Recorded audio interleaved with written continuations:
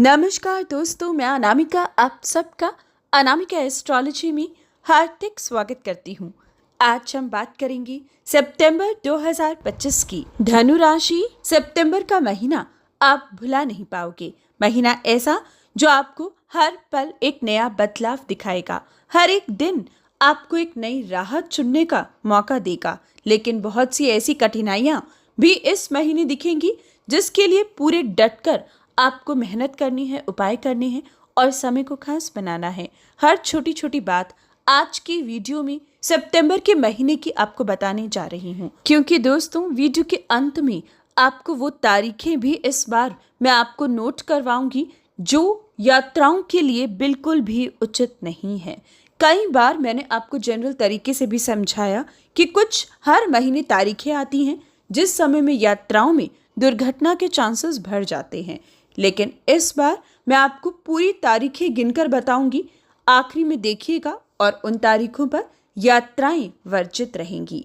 आइए बात करते हैं सितंबर 2025 की।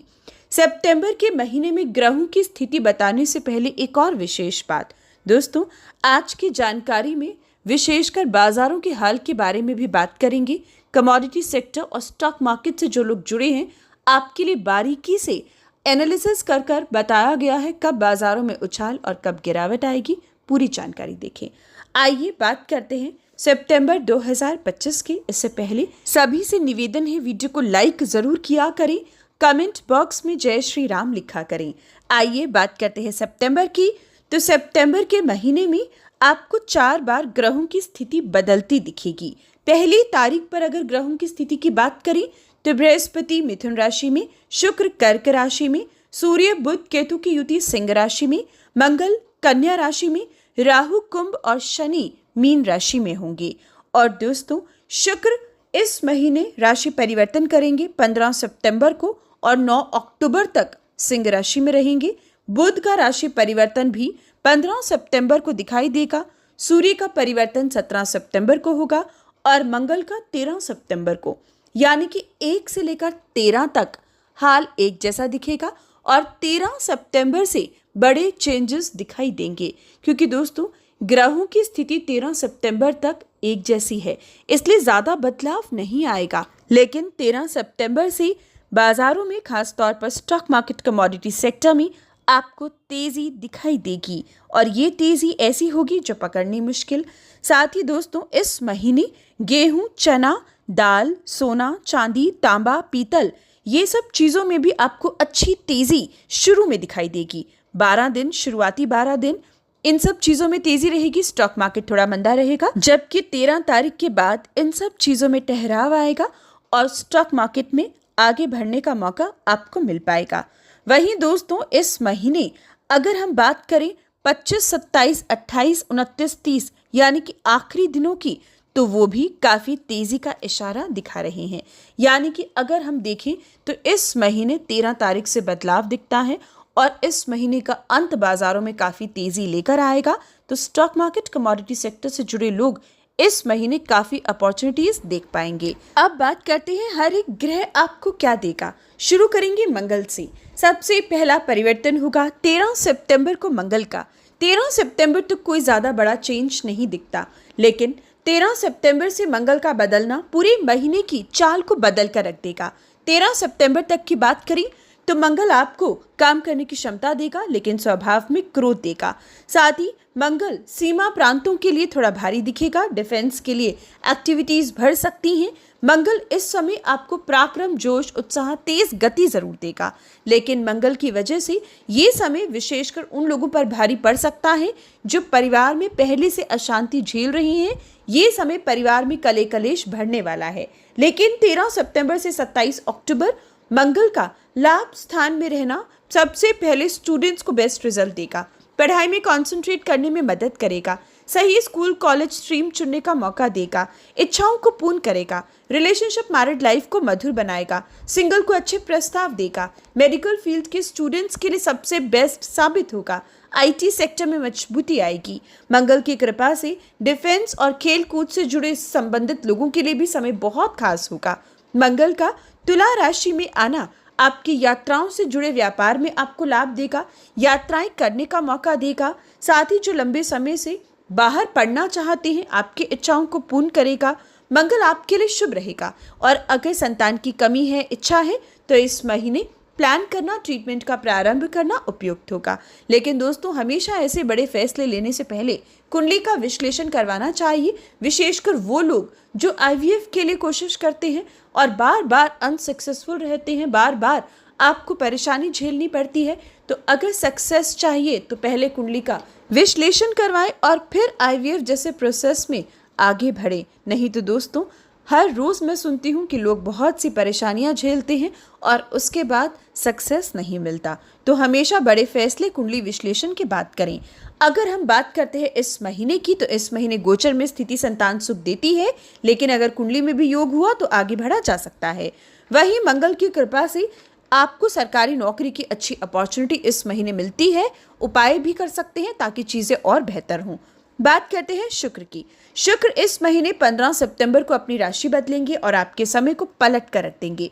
शुक्र अभी आपके अष्टम भाव में है, जो किसी न किसी रूप में बीमारियां दे रही हैं। हड्डियों का रोग, गुप्त अंगों का रोग, स्किन डिजीज दे रही हैं। लेकिन जैसे ही शुक्र का परिवर्तन होगा, 15 सितंबर से 9 अक्टूबर के बीच में शुक्र भाग्य स्थान में रहेंगे और ये समय लक का सपोर्ट मिलेगा, कर्जे को चुकाने का मौका मिलेगा, कोर्ट केस में जीत होगी, शत्रुओं पर विजय प्राप्त करोगे, बीमारियों से छुटकारा मिलेगा, शारीरिक बल महसूस करोगे। ये समय इम्यूनिटी स्ट्रांग रहेगी। शुक्र की कृपा से सुंदर काया प्राप्त होगी। हालांकि शुक्र केतु की युति अभी भी है और अगर आपकी जन्म कुंडली में भी शुक्र केतु शुक्र राहु साथ में है तो स्किन डिजीज और गुप्त अंग से ऐसा इंसान ग्रस्त रहता है। उसके लिए उपाय कुंडली के अनुसार करने से आप बीमारी से छुटकारा प्राप्त कर सकते हैं। तो अगर आपको भी ऐसा कोई परेशानी है, ऐसी कोई दिक्कत है, तो आप जरूर कुंडली का विश्लेषण करवाएं, क्योंकि दोस्तों गोचर में शुक्र मजबूत आ रहा है।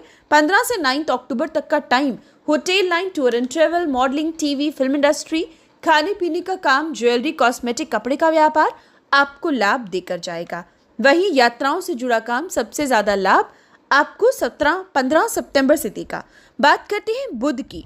15 सितंबर को बुध भी अपनी राशि बदलेंगे और कन्या राशि में अपनी उच्च राशि में आएंगे। दोस्तों, सूर्य और बुध की युति 15 सितंबर तक आपके लिए भाग्य स्थान में है, जो वकील, जज, सलाहकार, accountancy, chartered accountant, banking sector या कंसल्टेंसी के काम से, वाणिज्य के क्षेत्र से आपको पूरा काम करने का मौका, आगे बढ़ने का मौका, लाभ की स्थिति दे रही हैं। और जैसे ही बुध आपके 10th हाउस में अपनी उच्च राशि में आएंगी, आपके समय को और बेहतर खास बना देंगे। 15 सितंबर से 30 अक्टूबर आपका काम आपको लाभ देगा।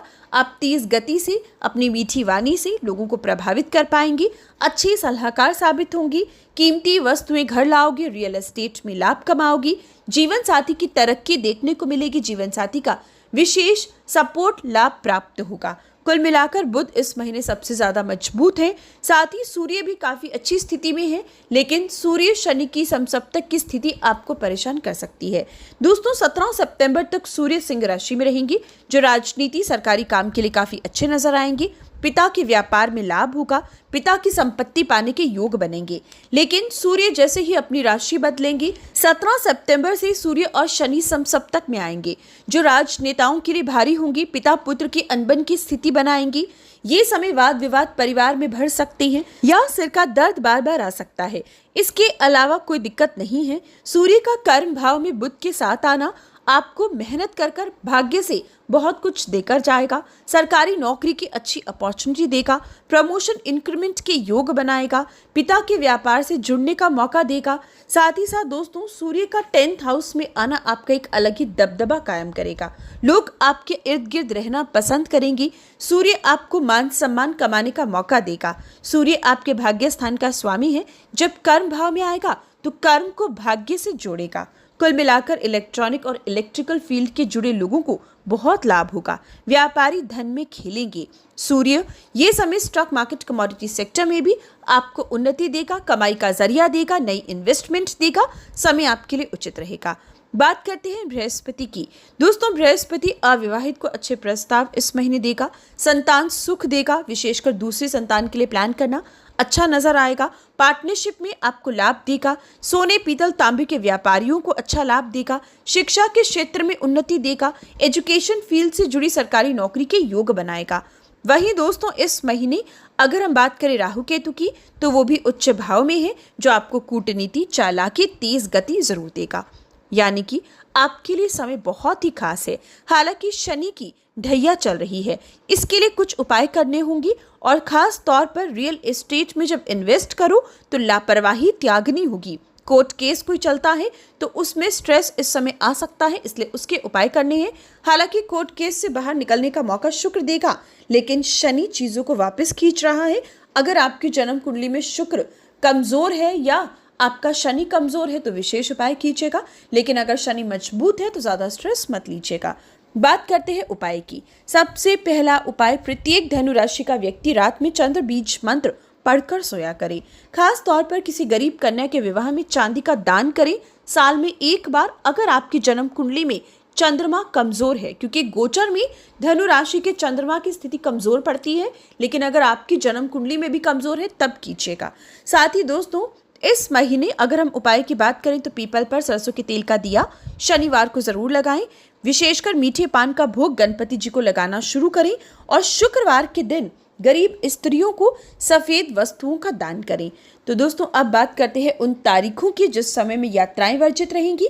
मैंने आपको हमेशा बताया कि जब चंद्रमा कमजोर पड़ता है तो प्राकृतिक आपदाओं की स्थिति, दुर्घटनाओं की स्थिति बढ़ जाती है, और इस महीने वो तारीखें रहेंगी 6 सितंबर, 7, 8, 9, 10, 21, 22 और 23 सितंबर। इन दिनों पर यात्राएं ना करें और बहुत ज़रूरी हो तो उपाय के बाद लाइक और शेयर करें। जय श्री राम।